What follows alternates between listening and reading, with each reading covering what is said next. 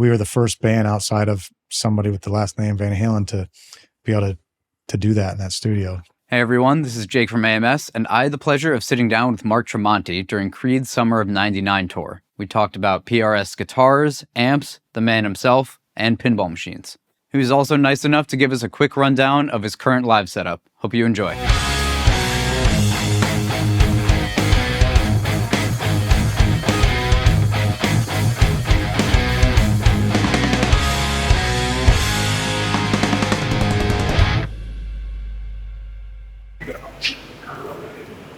How you doing? Mark Tremonti here. We're going to go over my rig today. So first and foremost, we have 3 amps going simultaneously. So this is the MT100. It's a 3-channel amp. I wanted to get everything I would need live from everything I would need for my home studio live. So I need a nice, big, clean, lots of headroom, clean channel, which I think is beautiful on this amp. The overdrive channel is kind of hints at that Dumble kind of sound. The high gain channel is just what it sounds like. It's a nice cutting, big ballsy high gain channel on it. I mixed that with the EVH 5153. This is the 50 watt version, 6L6 50 watt version, and that's a great sounding amp. When you pair it with the MT100 or the Synergy amps, it just has a nice bite to it. I was blown away. I started using that when we were doing pre-production for the last Ultra Big record and blew me away. Synergy amps, one of my favorite finds of the last 5 years or so. I started watching demos of these amps, and they sounded so great. They were nice enough to send me out a couple of events so I could experiment with them, and I've been in love with them ever since. You can get all kinds of these preamp modules, screw out very easily. You can replace it with whatever you want. All kinds of companies are participating. Anybody from Mesa Boogie to Fender to Soldano to you name it. So everybody's kind of joined in, and I'm using the SL2 preamp for my dirty channel, and I'm using the TDLX for my clean channel. I absolutely love it. Each cabinet is mic'd with a 57 and then an SC ribbon mic. I keep the ribbon mic out of my ears since this doesn't do what I want it to do in my ears, so I keep just the 57s in my ears. My signal chain starts, I've got an evidence audio cable here to begin with. After my Mastermind GT, which is kind of the brains of the rig, everything turns into Lavoga cables. But anyways, I first go into 2 Morley wahs, which is my signature wah. I have 2 just so I can face 2 different directions. Then we go into the Mastermind GT, which is the brains of the rig, and I have a dirty signal, a solo signal, clean, overdrive 2. Overdrive 2 just has a univibe added to it. And then I have all these pedals assigned that are in the drawers that I'll show you in a minute to these buttons. I've got my Boss Octave here, my drop pedal, my PXO, my univibe, compressor, overdrive, gate. And then we go back over here to the drawers, my pedals.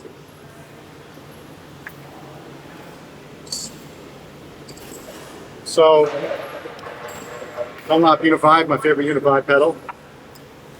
I've bought all kinds of octave pedals over the years, but the Boss OC5 does everything I needed to do. It's a nice small footprint on my board. The Ditchy drop pedal is great for real low tune stuff when you don't want to have to tune down to A or whatnot. You can use this pedal, and if you're staying within about a step and a half, it's pretty safe. I love that pedal for especially dressing room stuff, so you don't have to keep tuning your guitar around when you're practicing song. When I'm on clean, I use this Empress compressor along with the PXO J-Rocket Audio PXO pedal. I just used the clean side, the clean boost side of it here, which just brings it forward. It gives it a nice presence and a clarity to it that once you use it, you don't want to turn it off when you're on your clean gen. This, of course, is the Quad Cortex. That we just brought out for this tour as an experiment, just to add as maybe put it on top of the lead tone or something for the front of the house, but it's still in the early stages of us messing with it. I'm a very tube-driven guy. This is just kind of a can't beat them, join them kind of thing to see how it sounds when you add it to the arsenal. I just push some buttons and it's going to do something I don't understand. And then we have the Wampler tumness, which I add to my normal rhythm channel to give it a little more drive for lead tones. This is the MXR Smart Gate. I keep it at noon. It's a great pedal for if you want to, do some tight rhythmic stuff and then have it be dead quiet. It'll cut it right off. I haven't been using it on this tour quite yet, but I do enjoy it.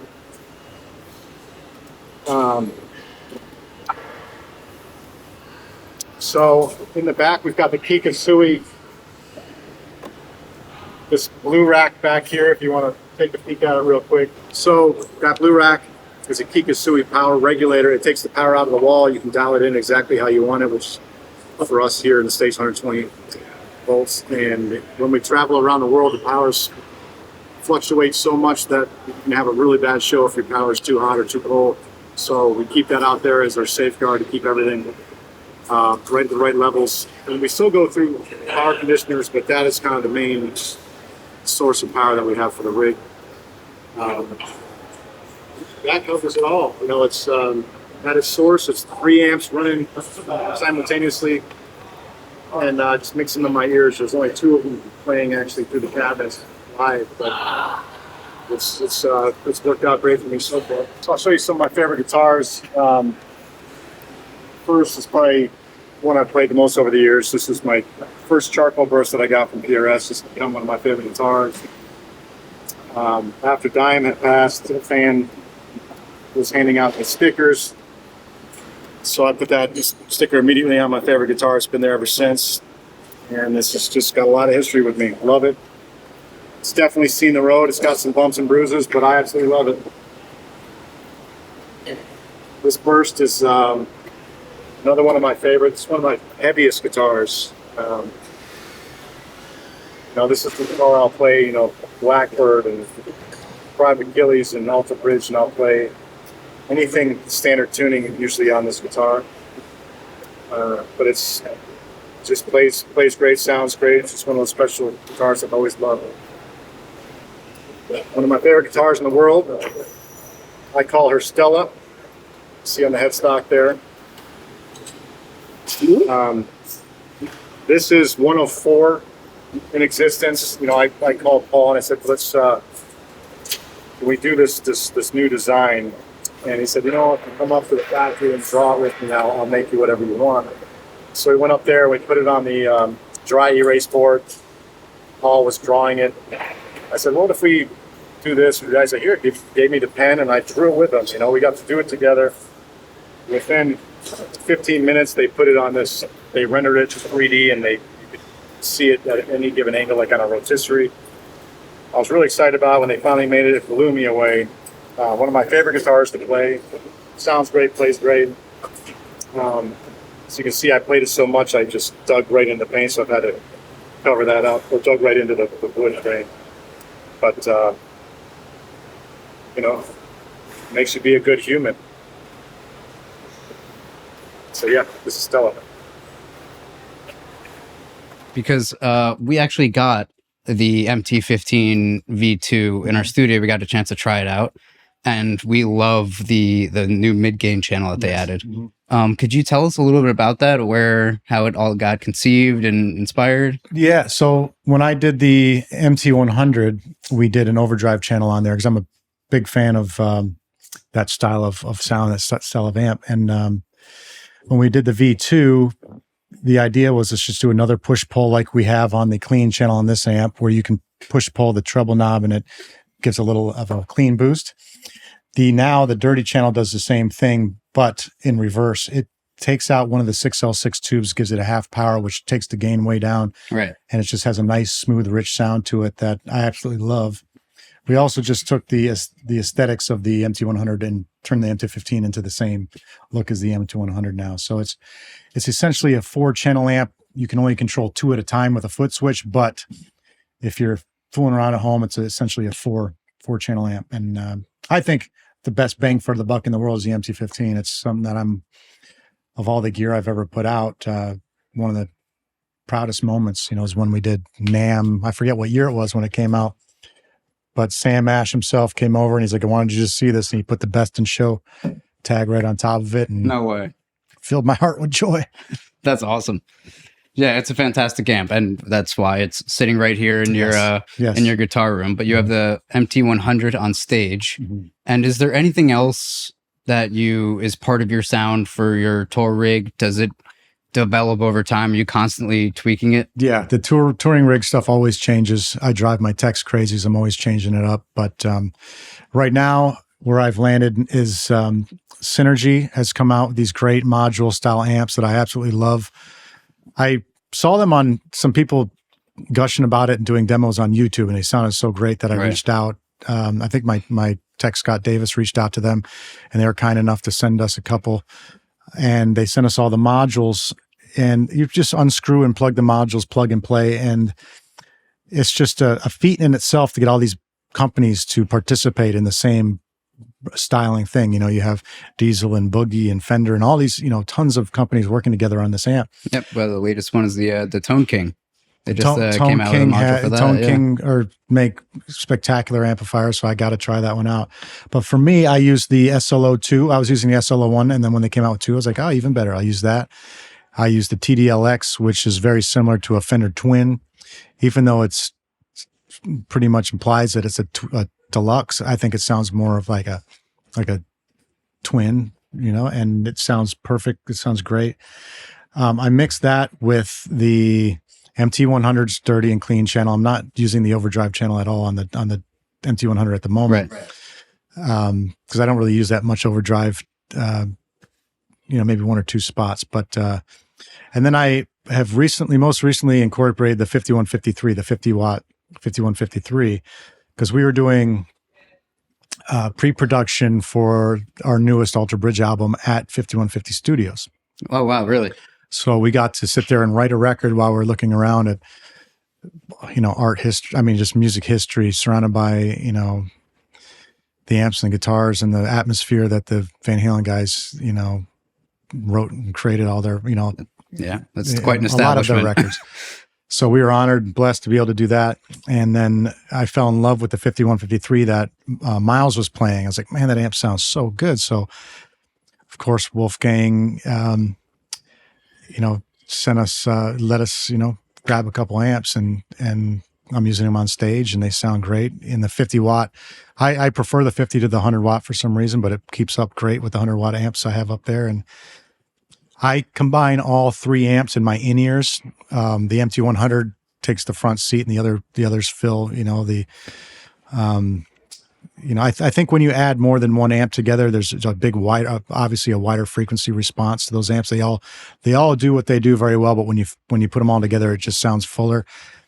And then as far as pedals and whatnot go, I just do a G-Lab delay through just the MT100, and everything else is dry. Is that a TC Electronic? G-Lab? G-Lab is the company, and G-Lab, its pedal is called here it is, right here. Smooth delay. It's the SD1. It's my favorite delay in the world. I've bought every time somebody raves about some new delay, I buy it to check it out. But I've just fallen in love with this one. It works great for me. So that delay is on at all times in my rig on my MT100. Oh, okay. And I'm not sophisticated enough to tap tempo it for each song. I just do I have a song in my head, a song called Giving Up that I recorded on my first solo record. I just listened to that riff in my head, and I tapped the delay to that, and that's how it stays. Oh, pretty much one tempo. One tempo. The whole show. It never bothers me. I think it sounds great. Just gives an atmosphere. It's subtle enough that it's never going to it's not going to throw anything off. Yeah. Also in the rig, I'm using a compressor. I think it's called the Empress. Yeah, Empress. Yeah, compressor. Yeah, it's a great compressor. I'm using the PXO Clean Boost. The Phil X Overdrive. Nope. It's got that one wrong. We can edit that out. PXO. It's who makes? Is it the J Rocket? Edit pedal? this out. J Rocket. Yeah. Yeah, I think that is the Phil X Overdrive. Oh, is the it? PXO? Yeah. Okay, then it is. So the PXO. I just used the Clean Boost on it, the left side of it. And it's just one of those boosts that once you turn it on, I just use it on my clean signal. Once you turn it on, you can't turn it off. Once you turn it off, everything seems duller. You know, you turn it on and it brings it forward. It's the better pedal. It brings it, yeah. It makes it more present in a nice, clean way that brings it out of the mix. Now when I turn it off, it just seems to dull it a little bit. And I never thought of the clean tone as being dull until I turned that pedal off, you know? So it makes it better. Right now I'm using the Wampler Tumnus overdrive pedal for lead tones, but I rarely have to go to it. I play with enough gain as it is to be able to just step on a wah and do a lead. I don't really need the overdrive. Right. But I just have it there just in case. And I use a Kikasui power conditioner, or like it's not even a power conditioner. It takes the power out of the wall, stores it there, lets you program exactly how the power should be spit out. And I learned to use that from Angus Young's rig rundowns. Okay. You know, really? Because we've heard about this a couple of times. Mhm. I think we touched on it last time we were here last year. But we also saw it in action on Joe Bonamassa's rig. Yeah. So I'm guessing he also got it from Angus Young's guy. You know, it's just one of those things. When you travel around the world playing, power is going to be drastically different in each market. So if the power's off, your amp's going to be off, your tone's going to be off. It could be one of the most important pieces of your entire rig. So even though we have the Kikasui, we still use power conditioning that everything goes through to go into that. So it's kind of a double safety net for everything power wise. Thank goodness I have it. They're a critical part of the rig. And then other than that, I think that covers most. I use a OC5, a Boss OC5 for a little bit of octave effect every now and then. That's just for fun every now and then. I don't usually use it too often. I use a Dunlop Univibe. Love it. And my Morley wah pedals. 2 of those. How about this one? Just like you this. Want to talk about this one a little bit? That is my signature Morley wah pedal. Just I remember years ago, maybe back in the maybe 99, guys came to my house. We dialed it in. Really, it took us a half an hour to dial this thing in because there's not really a lot that goes on inside of a wah pedal. You have a little, almost like a little plastic piece that's cutting a little V out of it, and you move that up or down to catch the frequencies you're going to catch out of it. Changing your notch. Changing your notch. I told him, I said, some of the high-end stuff on some of the pedals that they had already had on the market got a little too brittle for me. I said, let's cut some of the high-end out and let's make that nice, sweet upper mid, lower mid section wider. So that's what we did. And I've had people approach me on tours, professional musicians, say, yeah, I use your wah pedals. That, I remember Rob from Metallica came up and said, I use really, even on his bass, he uses the pedal. Wow. How about that? Yeah. So you were involved with a lot more projects than just Creed. You got Alter Bridge, you got your solo stuff. Of course, you got some Sinatra going on. How do you personally avoid burnout or, spreading yourself too thin? I love what I do. As soon as I stop loving it, then I'll stop doing it. I love being able to bounce from band to band. Lets me, every time you get back into working on, say, Alter Bridge or Creed or Tremonti or Sinatra, every time you get back into it, it's more exciting because you've been doing something else. I couldn't imagine just being in one band for 50 years. It's great to be able to branch out. My favorite band, I always joke with all my other band members, my favorite band thing that I do is the Sinatra band. It's just so different. It's something that I didn't do until much later in my career, and I love it. I don't touch the guitar. I just get to sing, and I get to sing with amazing musicians. And I'm just now talking with Dan McIntyre, who's the guitar player, going to sit down and have him teach me how to play all the Sinatra stuff on guitar. So if I'm at a bar, I can do this stuff, on like an old arch top or something. Yeah, just any acoustic, whatever. Just teach me his chord voicings and dummy it down a little bit because he does a lot of movement and there's no way to sing and play that. So I got the counterpoint of it. Yeah, I have to be able to learn something that I can play and sing at the same time. Well, since we're touching on vocals, obviously Sinatra's probably number one on your, your influences in vocal world. Who are some other guys that you look up to or gals? I was never somebody that learned from other singers, other than Frank Sinatra, to be honest with you, because my vocal range is very limited. I'm a baritone. So, I loved Chris Cornell when I was growing up, but I couldn't even imagine singing any of that stuff. I loved. Without hurting yourself.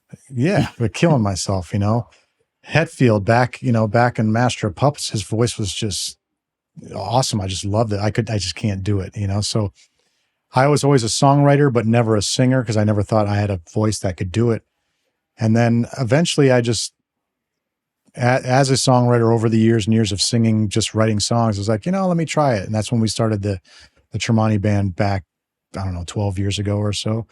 And I think a lot of singing is just being confident, not second guessing yourself. And once I got that first record done, I'm like, all right, I can do it. I don't have to be, nobody made fun of me. Now I'm going to go sing because I love singing.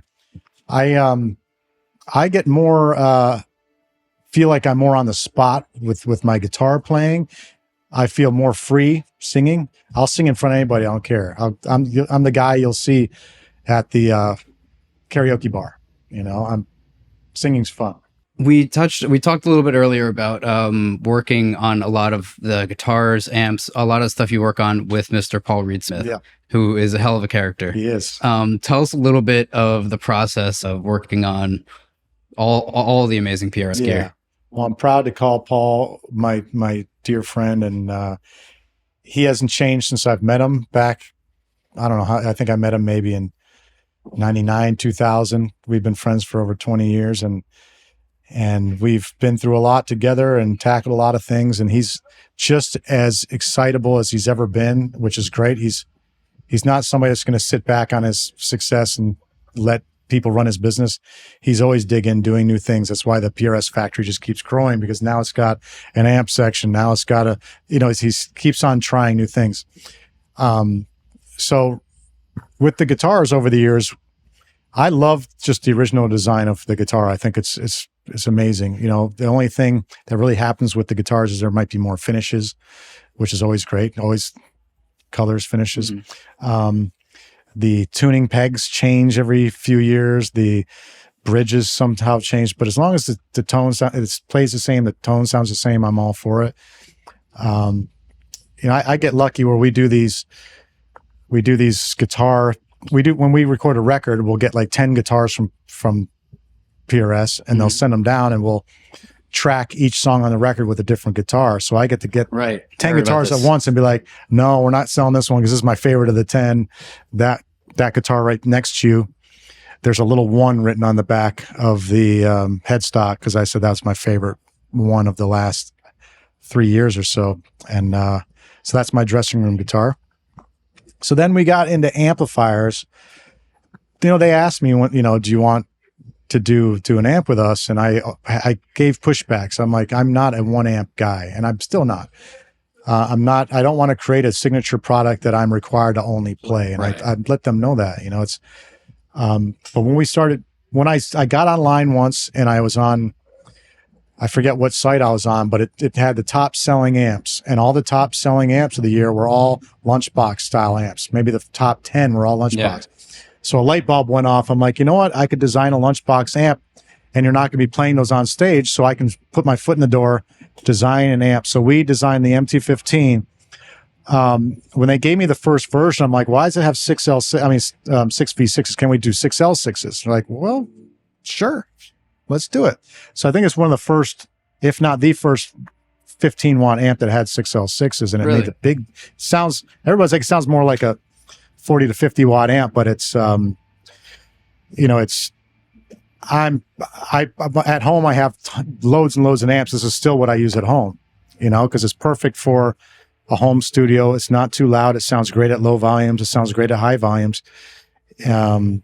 But it's got a great clean channel. We focused on that just as much as the dirty channel. A lot of people, when they do a high gain style amp, they'll just put a halfway decent clean channel and put it out. This clean channel is excellent. It's carried forward on the MT100. I think the MT100's clean channel is amazing. Mm-hmm. But it's just, like I said, it was a dream come true to put that amp out and have it received as well as it was, because when that came out for years, it was one of the top selling amps in the world, and got all kinds of praise. And, I feel the same way everybody else feels about it. I think it's just such a, for the dollar spent on the amps, the best quality I've ever, at that point, I've ever seen for a guitar amplifier. If I had that when I was a kid, I would have blown my mind. That's the idea. Yeah. No, I mean, and it deservedly so. Because we have a bunch of, like you said, like 50-watt amps in our studio that this goes up against every time, and it holds its own. Absolutely. I'd love to hear you more speak a little bit about Paul's passion when making this stuff. You said he calls you at like random hours of the day and, just exuding, like so excited to get to the next step with the stuff. Yeah. Paul called me today when I was doing my guitar clinic, so I have to call him back. But we will talk all the time about projects. He'll call me about amps he's working on or guitars he's working on. Or I went to his house, and when I was doing the Sinatra thing, I was going down the rabbit hole on microphones. So I'm online trying to find U47s and trying to find all these great microphones. And I went to his house, and one by one sang through all his favorite microphones. And he had this one microphone that just looked crazy, looked like it was made in somebody's garage. Sheffield Labs made this microphone. There's only I think a few dozen of them ever made, pairs. Right. And Paul had one. And when I sang through all the mics, I'm talking about all the most famous mics ever made. Yeah. That one just smoked every mic I had ever heard. And I said, Paul, I need to buy this from you. He's like, nope, I won't sell it to you. Can I borrow it from you? So going to the studio, I had bought a U47, 2 U47s, all these mics, borrowed a bunch of vintage mics from the local shop in Chicago. And when we did the shootout, hands down, this mic was the one to use. So after I was done with the record, Paul said, Mark, I found another one. Of course he did. Out in LA, somebody was selling, I forget his name, a producer just sold all kinds of Dumbles, huge Neve board, Sheffield mic, all the best stuff in the world. Right. Paul bought one, and he says, I'm like, so how's it sound? He's like, they all sound top notch. Like, so then can I have this one? He's like, I'll call you back. And then he sang through the mic. He's like, all right, you can have that He one. A-B'd the two of them. He's like, I'll give Mark the worst one. No. I had it with me at the time. I want this one. I see. And he had bought that one, and he had to call me back. He had to go plug in, listen to it. He's like, okay, you can have that one. And I was telling Miles forever, just wait till you hear this mic. And he's like, it might work for you, might not work for me. And then, okay, we get in the studio. Yes, he loved it. My producer, Elvis Basquet, said it's the best sounding piece of gear, most impressive piece of gear he's ever had in the studio. Have you ever tried it on guitar or just vocals? I would only use it on acoustic guitar. Never on it would blow it. Yeah. Yeah. Or like a room mic or something. Yeah. It would be a beautiful room mic. Yeah. And Paul has another one, so I could use the stereo room mics. There you go. But, I think the Sheffield Labs, I might be completely off base, but I think it's based on an AKG C12 capsule. Yes. They would order 20, 30 capsules, and they would go one by one through the capsules, and out of a batch of 20 to 30 of them, they would grab 2 or 3, the best, absolute best ones. And it's not just the microphone, but it's the entire chain. It goes from the preamp to the microphone, everything they made specifically for that microphone. Right. So I went in the studio with Elvis, my producer. We tried a Neve preamp because, they're just great. But this Sheffield one that goes with the mic there's just something about it that's just absolutely perfection. It's just so clear and rich. Once you sing on it, it just ruins other mics for you because it's just perfection. All right. How do I get it to sound like that one? Yeah. Yeah. So that's on the microphone thing. On the amp side of things, Paul was the first person that let me play a Dumble amplifier. When we were at an old show, right. It was a PRS event. He had all of his endorsees there at the time. There was probably 10 of us, and he had all these amps on stage. And he's like, all right, guys, everybody go upstairs. We're going to sound check. So I ran up on stage, and I saw a Dumble that I plugged right into. You already knew that I've never played one before, but I saw it and I had heard about them. So I had to hear it, plugged into it. Absolutely loved it. And that's what gave me the Dumble itch. So from that day on, I was obsessed with getting that tone because Paul ended up giving that amp to a friend of his, and so I could never get it again. It was a 50-watt version. But since then, I've bought another Dumble from Paul that I think is the best Dumble I've ever heard. So Paul's dabbling more and more and more into amplifiers, and he's getting very, very sophisticated at it. And some of the stuff that he's turning out now is blowing my mind. I think it's some of the stuff that hasn't been released. When it does come out, people are going to be slack-jawed. It's really great stuff. Yeah. I'm an amp fanatic, and I'm very picky when it comes to stuff. So Paul will send me, when he sends me something that I don't like, I'm like, oh, it's great. It's just not for me, kind of a thing. Right. But when he hits it, he hits it. So he knows exciting. just as well as you do. He knows when he's struck gold. Yeah. And he wants everyone to know. And I know, and I can be open with Paul. I can say, I love this about it, but I don't like this. And he'll call me back half hour later. You're right. That capacitor was too hot. We needed that was a 0.27. It should have been a 0.22, and now it's perfect. And then he'll send it to me, and I'll say I liked it, and he'll always respect my opinion. Mm-hmm. We have a great respect for one another, and it's great. And then he'll finish these amps, and he'll go send them to all his friends. I just gave it to Eric. I'm like, Eric, too, Eric Johnson. Wow. Well, if Eric Johnson likes it, then it's going to be. No, if it's also in his dressing room, yeah. Yeah. Well, not this, but his other amps. Right. So you have an affinity for Dumble amplifiers, of course, and another thing you love is pinball machines. Yes. Mm-hmm. So my question for you is, what is the holy grail or the Dumble of the pinball world? Well, we actually have Jersey Jack coming to the show tonight. Jack Warnieri is a dear friend of mine. He started Jersey Jack Pinball. So I have great friendships with Stern Pinball, Jersey Jack Pinball. I'm trying to meet everybody in the game. Chicago Gaming makes great pinballs as well, but there's no real holy grail. It's not like a vintage machine. I think people don't understand, like in the pinball world, like an old KISS machine from the 70s or 80s, it's not as valuable as a brand new one. The new ones only to the person. Yeah. The new ones are the best ones, So my collection is always a new machine comes out. Like I'm waiting on Evil Dead right now. Evil Dead looks amazing. I think one of the most impressive machines I've played in a long time is the new Elton John machine by Jersey Jack. That machine is incredible. I'll have to check that out. We're going to, anytime a new machine comes out, I'll get a call or an email from Stern. Hey, you want to get on the list for one of our new machines? Same with Jersey Jack. My buddy's one of the designers for Jersey Jack, Eric, and he's coming to our show this weekend and bringing two of his machines out. He just did the new Harry Potter machine. Harry Potter was a little after my time. I was, it's a little young for me, but everybody's gushing about the machine, so I can't wait to play it. It's a good machine. It's a good machine. I look online, it looks amazing, so I can't wait to play it.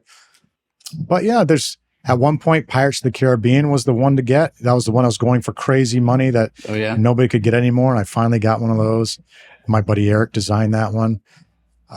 With Stern Pinball, they created the machine that's rated the top machine in the world, Godzilla.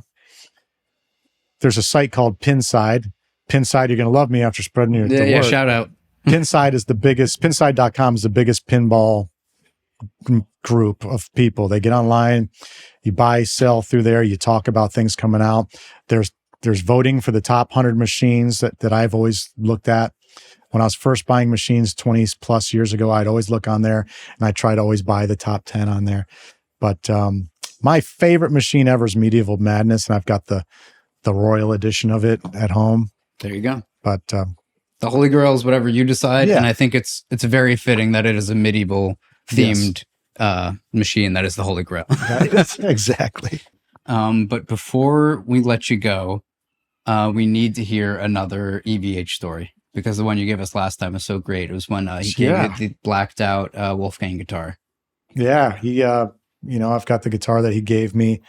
My best new EVH story would be, I got to just stay at his studio for 2 or 3 weeks and put together an Alter Bridge record. So that's, it's one of the biggest honors you could ever ask for.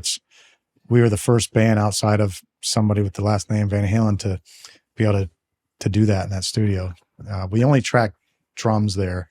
I track guitar song, but we got to put the record together, put the arrangements together, the drums recorded there, and then I flew home and recorded stuff in Orlando. But being able to just